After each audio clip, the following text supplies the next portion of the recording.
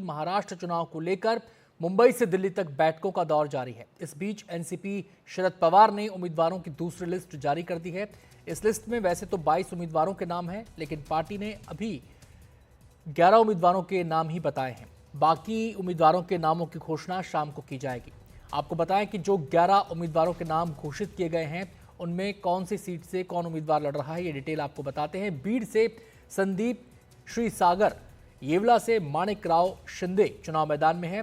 सुनीता चारोस्कर को ढिंडोरा से चुनाव मैदान में उतारा गया है।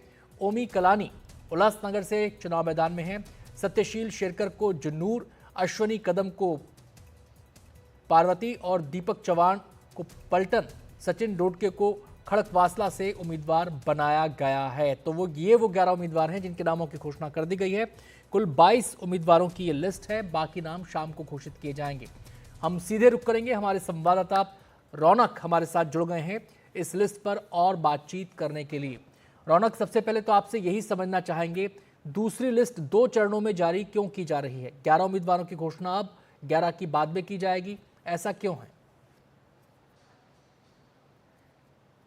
जी देखिए, मैं आपको बता दूं अनंत कि जिस वक्त प्रेस कॉन्फ्रेंस कर रहे थे जयंत पाटिल, उन्होंने 11 लोगों के नामों का ऐलान किया और उसके बताया गया था कि जैसी प्रेस कॉन्फ्रेंस खत्म होगी पत्रकारों को बाकी नामों की भी लिस्ट जो है वो सौंप दी जाएगी, क्योंकि आपको पता है कि अभी भी एक एक सीट के लिए बैठकों का दौर जो है वो देखने को मिल रहा है। जयंत पाटिल जो प्रदेश अध्यक्ष है पार्टी के, उनको शरद पवार के यहाँ जाना था क्योंकि वहाँ पर कांग्रेस और शिवसेना के नेताओं के साथ बैठक है। मुंबई की कुछ सीटों को लेकर अब भी मामला फंसा हुआ है, तो उसको लेकर उस बैठक में चर्चा होनी है, लिहाजा वो 11 नामों का ऐलान कर कर निकल गए। कुछ आपको डिटेल्स इन सीटों के बारे में जस्ट बताना चाहता हूं, जो कि इस हाईलाइट जिसे हम कह सकते हैं कि जो बड़ी बातें हैं। एक तो गणेश गीते, जिन्हें एनसीपी ने टिकट दिया है नासिक ईस्ट से। ये बीजेपी के काफी इंपॉर्टेंट नासिक के नेता माने जाते हैं। ये लगातार बीजेपी से चाह रहे थे कि उनको नासिक ईस्ट की सीट से टिकट मिले, लेकिन वो टिकट नहीं मिला, इसीलिए आज वो उन्होंने एनसीपी में प्रवेश कर लिया।